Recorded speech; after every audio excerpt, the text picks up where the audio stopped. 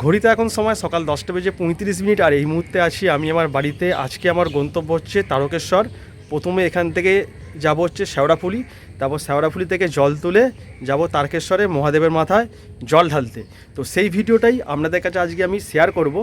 আর আজকের ভিডিওটা থাকবে একদমই র আর আনকাট। তার কারণ হচ্ছে আমি যেটা দেখব সেটাই আপনাদেরকে দেখাবো, বেশি এডিট থাকবে না, যাতে আপনাদের ভিডিওটা দেখে মনে হয় আপনারা সেই জায়গায় উপস্থিত হয়ে সচক্ষে জিনিসটা দেখছেন। তো চলুন তাহলে প্রথমে যাওয়া যাক এখান থেকে শেওড়াফুলি। চলে এসেছি শেওড়াফুলিতে। এইবার এখানকার ভিড়টা শুধু একবার দেখুন।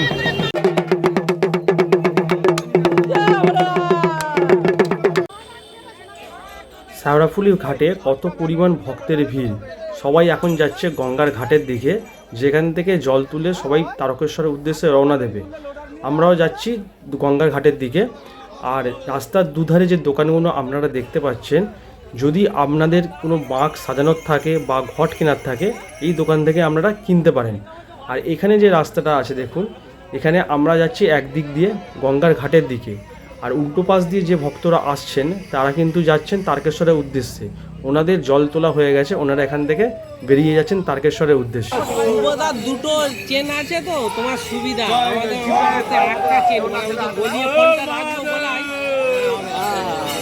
আমরা একদিকে চেন।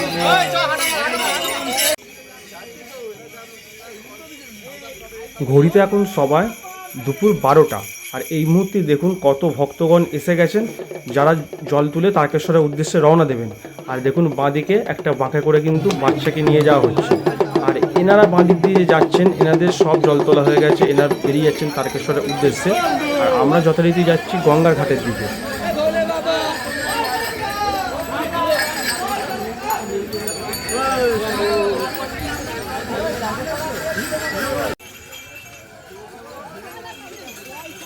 শ্রাবণ মাসের প্রথম সপ্তাহে তারকেশ্বর মন্দিরে 10 লক্ষ ভক্তের সমাগম হয়েছে।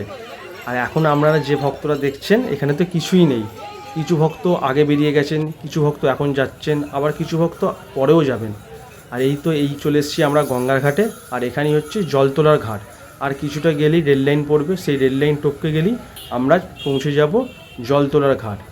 আর দেখতে পাচ্ছেন এখানে প্রচুর ভক্তের সমাগম, আর দুদিকে কিন্তু অনেক দোকানপাটও আছে। এখান থেকে আপনারা চাইলে ড্রেস কিনতে পারেন, তারপর জল নিয়ে যাওয়ার জন্য হাতশিকে, ঘট, সমস্ত কিছু এখান থেকে আপনারা পেয়ে যাবেন।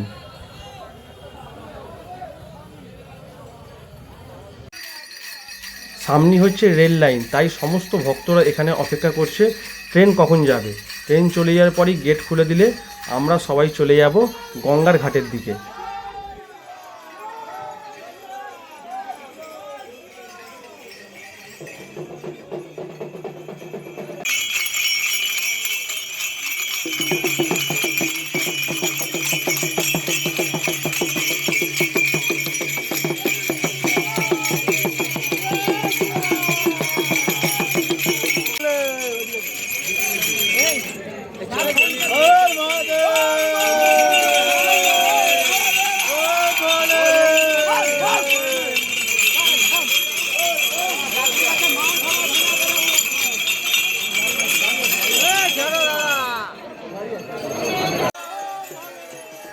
এই মুহূর্তে আর কোনো ভক্তকে রেল লাইনের ওপর দিয়ে যেতে দেওয়া হচ্ছে না।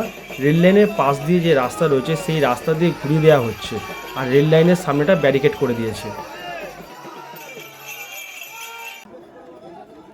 এই মুহূর্তে চলে এসেছি গঙ্গার ঘাটে।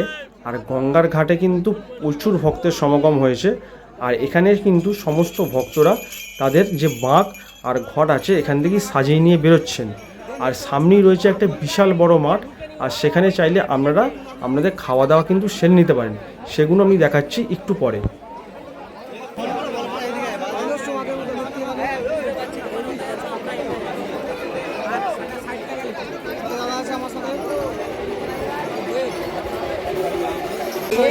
শুধু ভিড়টা শুধু একবার দেখুন। আমরা যে ঘাটে আসছি সেখানে লক্ষ লক্ষ মানুষের ভিড়। Hello hello.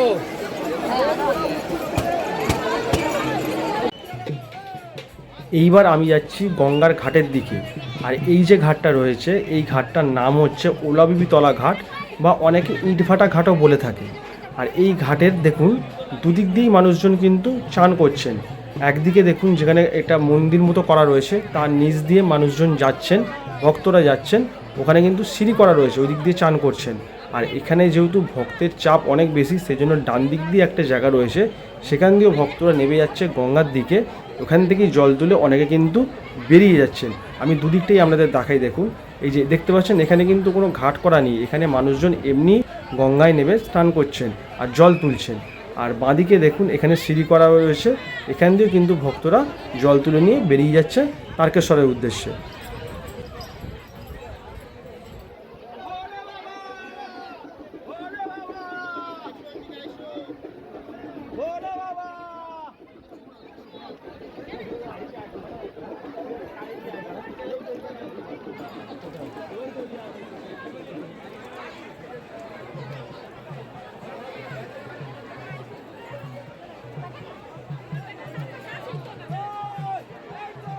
এখন যে সমস্ত ভক্তদের দেখছেন গঙ্গার ঘাটের দিকে যাচ্ছেন, তারা কিন্তু সবাই এখন জল তুলবেন। আর বাঁদিকে বাঁক রাখার অনেক জায়গা রয়েছে, আপনারা আপনাদের বাঁক বাঁদিকে রেখে দিয়ে জল তুলে নিয়ে তারপর সেই বাঁক সাজিয়ে নিয়ে বেরোতে পারেন। তাছাড়া মাঠের মধ্যে বাঁক রাখার কিন্তু অনেক জায়গা রয়েছে, যেখানে আমরা বাঁক রেখেছি সেখানেও আপনারা বাঁক রেখে বাঁক সাজাতে পারেন।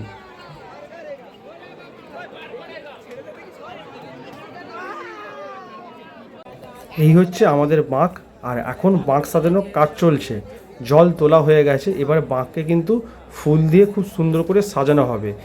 আর এইখানে বাঁক রাখার প্রচুর জায়গা রয়েছে, আর এখানে আপনারা বাঁক রেখে খাওয়া দাওয়া সেরে তারপর জল তুলতে পারেন। আমাদের জল তোলা কমপ্লিট, এইবার আমরা বেরিয়ে যাচ্ছি গঙ্গার ঘাট ছেড়ে তারকেশ্বরের উদ্দেশ্যে।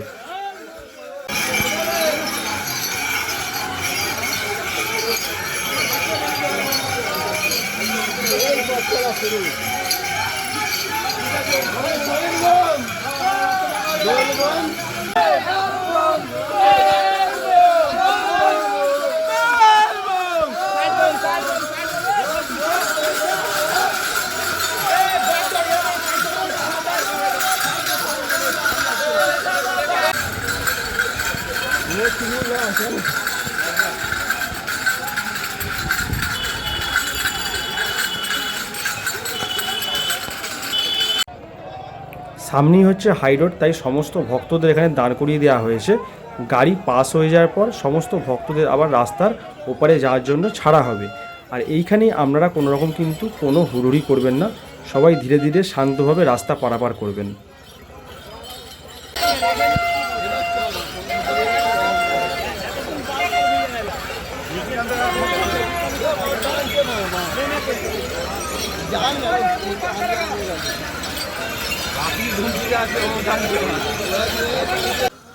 রাস্তার মাঝে মাঝে এরকম যে চন্দননগরের লাইটিং আপনারা দেখছেন, এরকম দেখতে পেয়ে যাবেন। আর এতে কিন্তু ভক্তরা আরও উৎসাহিত হয়ে যাবে এগিয়ে যাওয়ার জন্য। আর এরকম লাইট প্রচুর আছে, এই যে গেটটা আপনারা এই মুহূর্তে দেখতে পাচ্ছেন, এরকম গেট তো আছেই, তাছাড়া অনেক লাইটও লাগানো রয়েছে এমনি। আর আমরা এখন চলেছি ডাকাতকালীর উদ্দেশ্যে। 1.25 ঘন্টা হাঁটার পর আমরা এই মুহূর্তে এসে পৌঁছে গেছি ডাকাতকালী। বাঁদিকে যে রাস্তাটা যাচ্ছে সেটা আপনারা চাইলে ওই দিক দিয়ে ডাকাতকালী যেতে পারেন, আর ডান দিকে যে রাস্তাটা যাচ্ছে সেটা আর ডাকাতকালী মন্দির যাবে না, সেটা ডাকাতকালী মন্দিরকে স্কিপ করে আরও এগিয়ে যাবে। রাত্রিবেলা বৃষ্টির কারণে আমি আর ফোন বার করে ভিডিও করতে পারিনি। তারপর হাঁটতে হাঁটতে চলে আসি মন্দিরের দিকে, আর শরীরটা অনেকটা ক্লান্ত ছিল, সেই জন্য আর ইচ্ছাও করছিল না। আর আমরা এখন যেখানে আছি সেটা হচ্ছে একটা ভবন, এখানে অনেক ভবন রয়েছে, আপনারা চাইলে এই ভবনে উঠেও রেস্ট করতে পারেন। আর সেই ভবনের ছাদ থেকেই এখন আমি আপনাদেরকে মন্দির দর্শন করাচ্ছি। আর নিচেটা দেখুন কত ভক্তগণদের লাইন, যারা এই মুহূর্তে দাঁড়িয়ে আছেন অনেক প্রতীক্ষা করে বাবার মাথায় জল ঢালার জন্য। আর এইটা হচ্ছে মহিলা লাইন, আর পুরুষের লাইন ওই দিকে আছে।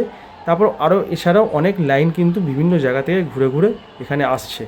আর এই সামনেই হচ্ছে দুধ পুকুর, আর এই হচ্ছে মন্দিরের চূড়া।